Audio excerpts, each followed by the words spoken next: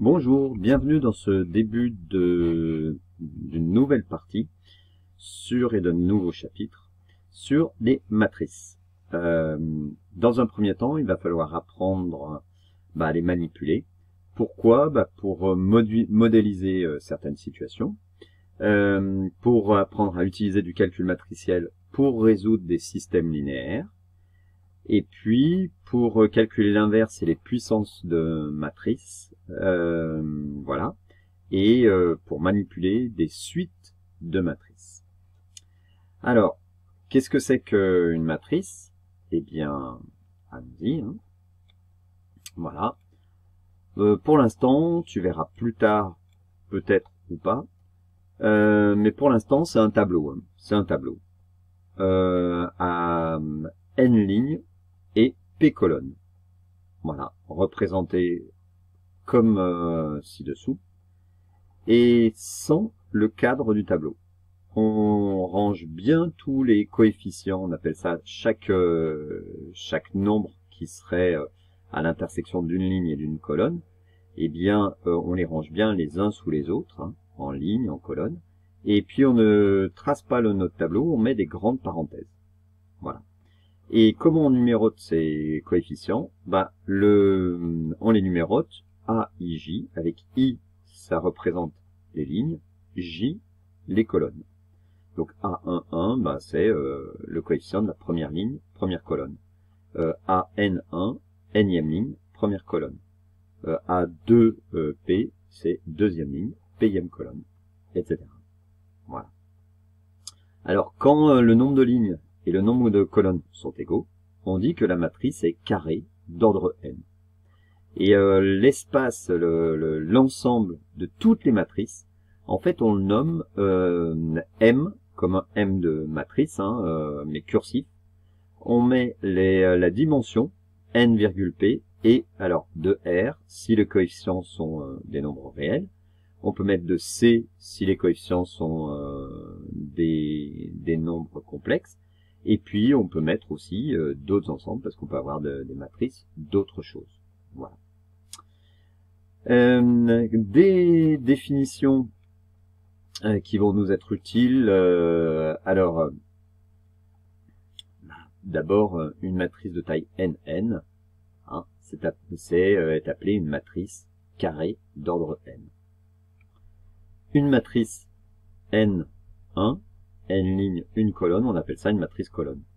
Une matrice 1n, une ligne, mais n colonnes, on appelle ça une matrice ligne, puisqu'il n'y a qu'une seule ligne. Qu'est-ce qu'on appelle une matrice diagonale d'ordre n? En fait, c'est quand tous les coefficients sont nuls, en dehors de ceux qui forment la diagonale.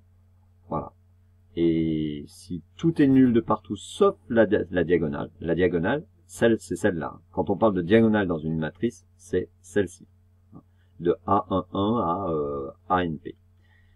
Voilà. Une matrice unité, en fait, c'est une matrice diagonale dont tous les coefficients sont égaux à 1. C'est ça. Hein, et on la note I avec un petit indice N. Et la matrice nulle, en fait, on la note 0 NP, c'est la matrice dont tous les coefficients, alors là par contre tous, même ceux de la diagonale, sont nuls. Et puis une matrice carrée est dite symétrique si les AIJ sont égales aux, alors il faut attention, c'est pas indifférent, les AIJ sont égaux, pardon, je voulais dire chaque coefficient, hein, le prof n'a jamais tort, hein. Chaque coefficient est égal, ou tous les coefficients sont égaux à, les AIJ sont égaux à AJI. Et ça, pour tout I qui appartient à, alors comme elle a n ligne, 1 à n, et pour tout J appartenant à 1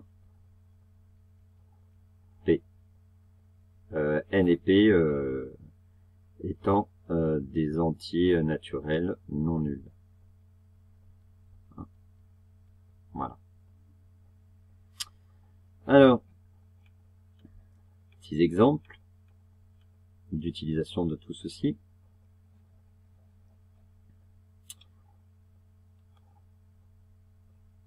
Ouais, bon, ok. Ça, c'est une matrice de taille, eh bien, il y a 2 lignes, 3 colonnes. Donc, 2, 3. Et le coefficient de 3, eh bien, il est égal à -1. Hein, deuxième ligne, troisième colonne. Ça, c'est une matrice carrée d'ordre 2, d'accord? Et B12, B12, donc B12, hop là, je trouve plus mon, voilà, B12, c'est lui, est égal à 4.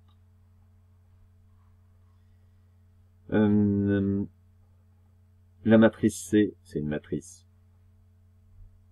ligne de dimension, eh bien, 1, 3, et C1, 3 est égal à 8, ok.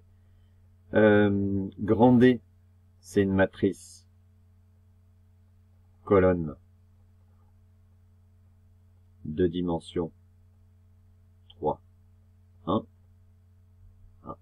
Et le coefficient, bah, par exemple, D2,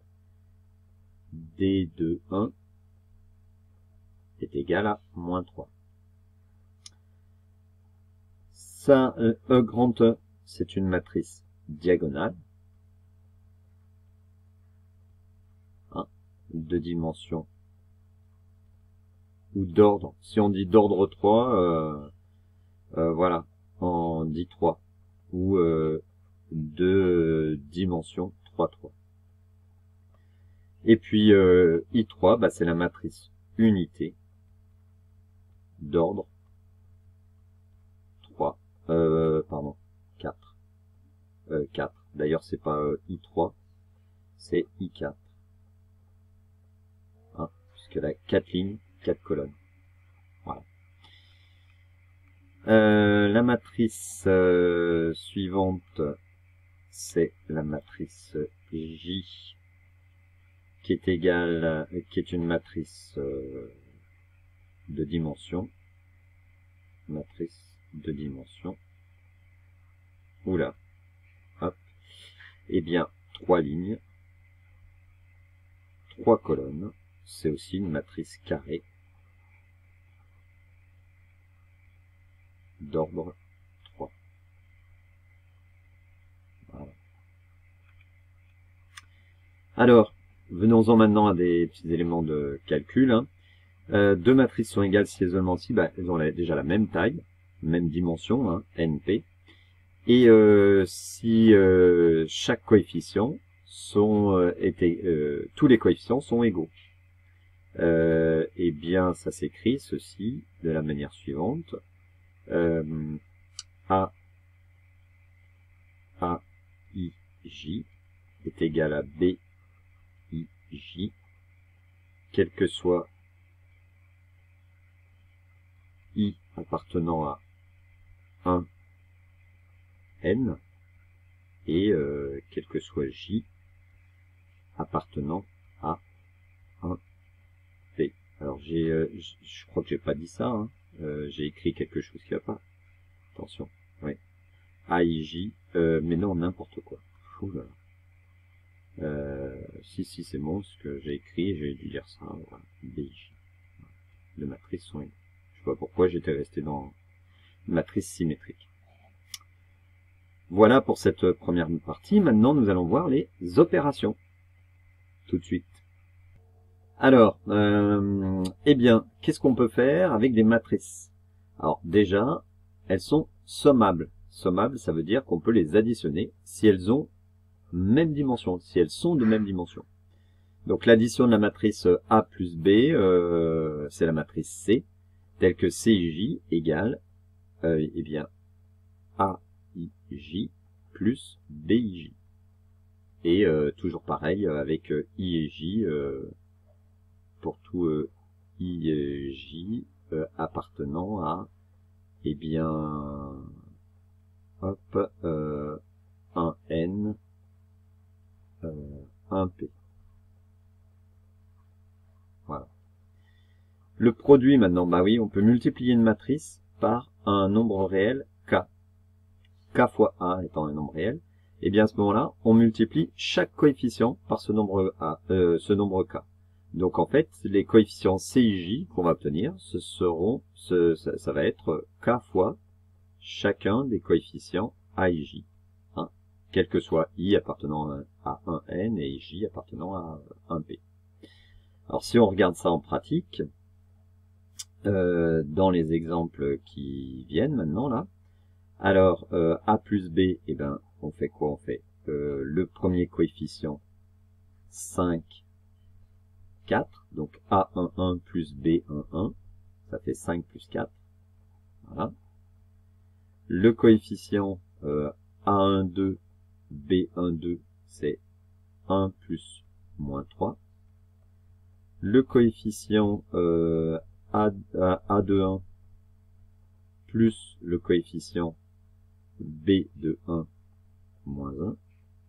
Le coefficient A de 2 moins 2 plus le coefficient B de 2, 9. Donc finalement, la matrice somme, ça va être 9, moins 2, moins 1 et 7. Voilà.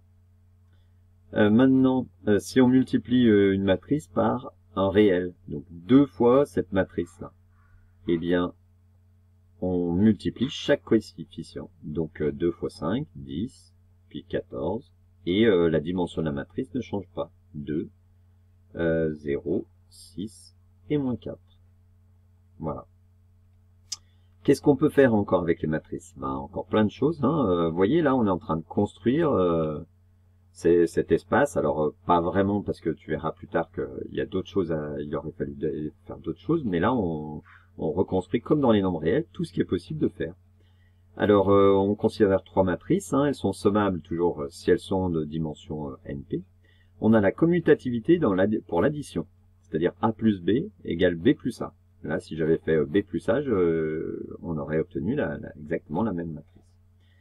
On a A plus B plus C, et ben en fait, c'est ce qu'on appelle l'associativité, c'est-à-dire si je fais A plus B ou B plus C, et ben en premier, ça n'a pas d'importance.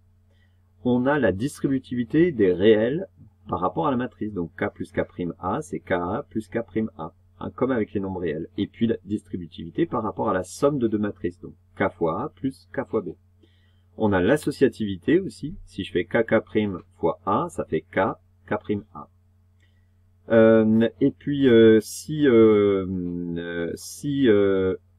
K fois une matrice est égal à la matrice nulle, eh bien c'est équivalent à un petit peu comme un produit est nul, c'est seulement si un des facteurs est nul, sauf que ici on n'a pas vraiment des facteurs, mais si on a des facteurs, mais pas qui sont les mêmes objets. Et ben soit le nombre réel k est égal à 0, soit la matrice grand A est la matrice nulle. Et puis on a l'élément neutre dans l'addition. Le neutre dans l'addition, c'est la matrice nulle, c'est-à-dire si je fais n'importe quelle matrice plus la matrice nulle, ça me redonne la matrice que j'avais au départ. Avec évidemment la matrice nulle, elle est de la même dimension que la matrice A. Voilà. Après, qu'est-ce qu'on appelle une matrice transposée? Une matrice transposée, eh bien en fait, c'est on inverse les lignes et les colonnes. Donc la matrice, tiens, je suis étonné qu'il n'y ait pas de trou, mais bon. La matrice transposée de la matrice A. Alors déjà, on l'a écrit grand A comme ceci, avec un T qui est placé en exposant à droite là, eh bien c'est les coefficients CIJ, d'accord, sauf que elle est plus de dimension NP comme initialement, elle est de dimension PN. On inverse les lignes et les colonnes, tels que finalement les coefficients CIJ, c'est les coefficients AJI. Attention, on inverse. Alors si on applique ça ici, eh bien, le coefficient C1, il reste, c'est le même. Donc ça va être, ça va être 10, d'accord. Donc finalement, la première ligne va devenir la première colonne. Voilà. et la deuxième ligne devient la deuxième colonne. Donc c'est bien ce qu'on a dit, hein. La dimension ici, la dimension c'était 2, 3, d'accord? Là, la dimension c'est 3, 2. Et chacun des CIJ, donc C1 c'est A11, mais C12, et ben en fait c'est A21. C2, 2,1, c'est C12. C12 c'est 14. C2, 2, C22, bah c'est C22. Ok. Et C3,1, c'est C13. Et C3,2, c'est C23. Voilà. Une matrice grand A est symétrique si et seulement si, en fait, sa matrice transposée, grand A, est égale à la matrice qu'on avait au départ. Alors, ça paraît un peu logique, hein. C'est vrai que la dimension, si elles sont égales, ça veut dire que la dimension est la même. Donc, en fait, on va avoir une matrice carrée déjà, hein, première chose. Et puis après, il faut que tous les coefficients soient égaux.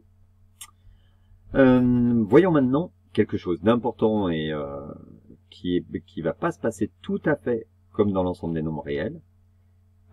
C'est le produit de deux matrices. Alors déjà, deux matrices, quand on va les multiplier, alors pour les multiplier, il faut en fait que la dimension de la première matrice soit NP, que la dimension de la deuxième matrice soit PQ. Il faut que le nombre de colonnes de la première matrice soit égal au nombre de lignes de la deuxième matrice. Attention, hein, c'est dans ce sens-là. Voilà. On va voir que c'est important, c'est le produit A fois B. C'est pas le produit B fois A, c'est le produit A fois B. Eh bien, on va obtenir une matrice CIJ, voilà, C, hein, c'est de coefficient CIJ, dont la dimension va être, finalement, le nombre de lignes de la première, N, et le nombre de colonnes de la deuxième, N fois Q. Voilà. Tel que quoi, eh ben ça va être à apprendre, hein, et alors sur les, de toute façon, oui, il faudra le savoir la formule, mais ça va être plus facile à mettre en œuvre que à apprendre. Alors la formule, ça va être quoi? C'est la somme chaque coefficient. Donc un coefficient CIJ, hein, c'est-à-dire un des coefficients de la matrice résultat, c'est la somme alors de K égale 1, de K égale 1 à P. P, c'est le nombre de colonnes de la première. Donc, pour chaque colonne, on va faire quoi? On va prendre le coefficient de la ligne I et de la colonne K. On va multiplier au coefficient de la matrice B, mais cette fois de la ligne K et de la ligne de la colonne J. Voilà. Avec évidemment donc I qui appartient à 1 à N et J qui appartient à 1 P. CIJ, on dit ici, qui correspond au produit scalaire de la ligne I par la ligne J. Et oui, produit scalaire. Hein, rappelez-vous, sur les vecteurs, le produit scalaire de deux vecteurs. Si je prends le vecteur 1, 4, 3 qu'on écrivait comme ça, ah tiens, ça ressemble à une matrice, dis donc, ça ressemble à une matrice colonne. Et un autre vecteur, moins 1, 7, 2, d'accord? Je fais le produit scalaire entre ces deux vecteurs, c'était 1 fois moins 1, plus 4 fois 7, plus 3 fois 2. Bon bah voilà, c'est une somme de produits. Voilà. Alors, tout de suite, exemple. Un exemple pour voir comment ça se passe. Alors, c'est vrai que tu peux regarder dans ton livre ou ailleurs. Il y a une façon de les mettre souvent qui est peut-être plus pratique, c'est de mettre cette matrice-là juste en dessus, là. Voilà. Mais bon, après, tu vas t'y habituer. Tu auras peut-être moins besoin. Oh!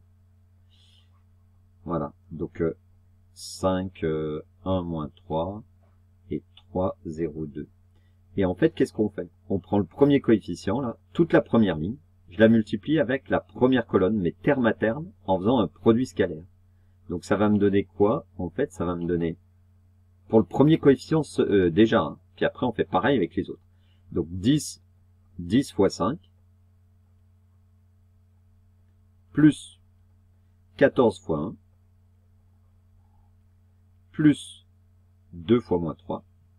Et ça, c'est pour le coefficient. Le premier coefficient, c'est 1, 1.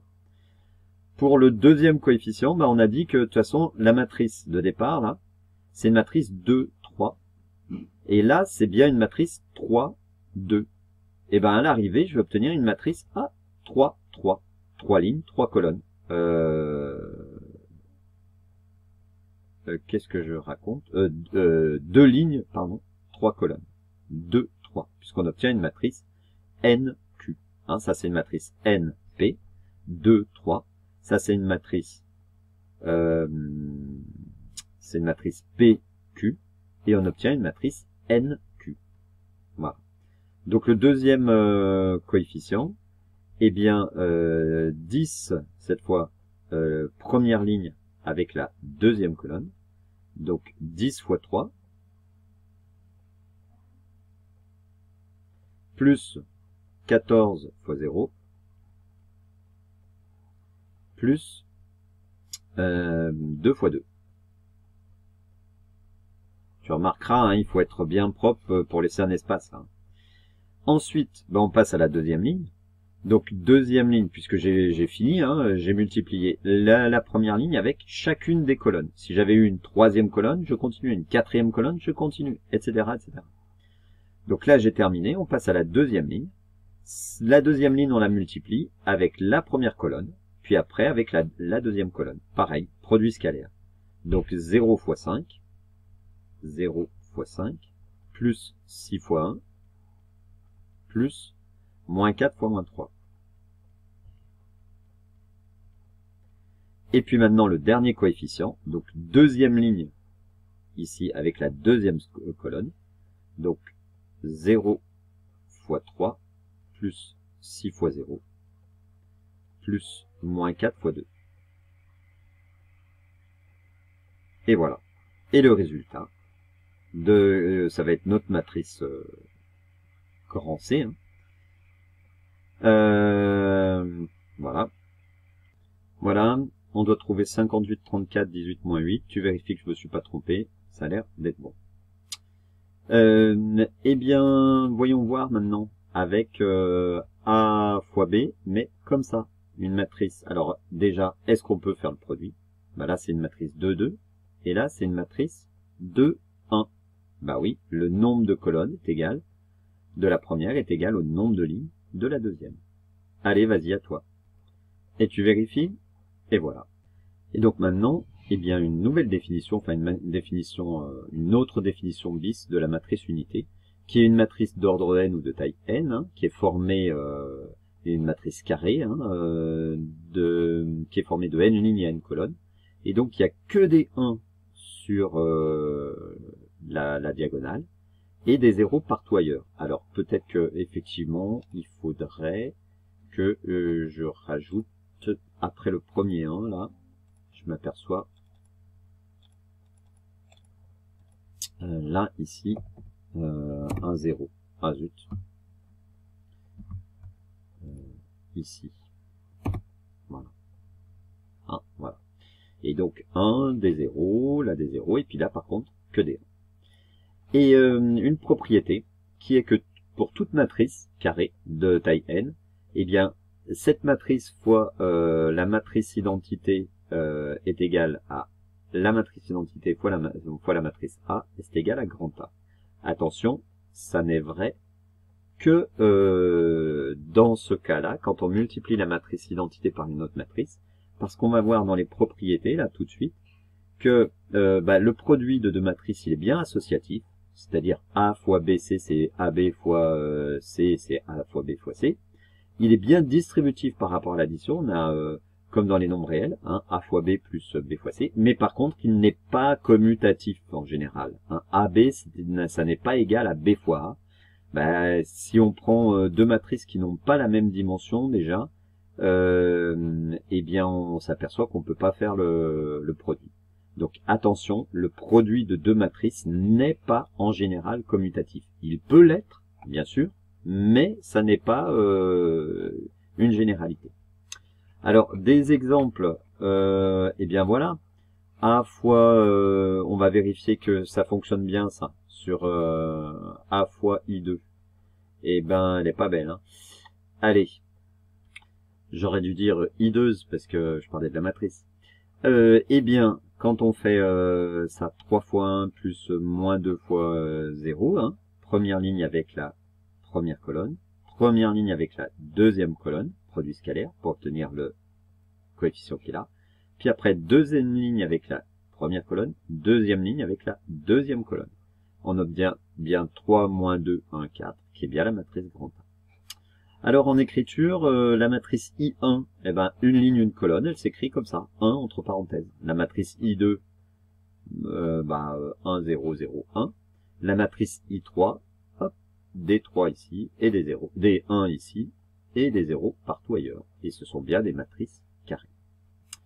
Allez, eh bien, à bientôt pour la suite des opérations sur les matrices. Enfin, là, on va plutôt après parler d'inversion d'une matrice. Bon courage, à bientôt. Ciao.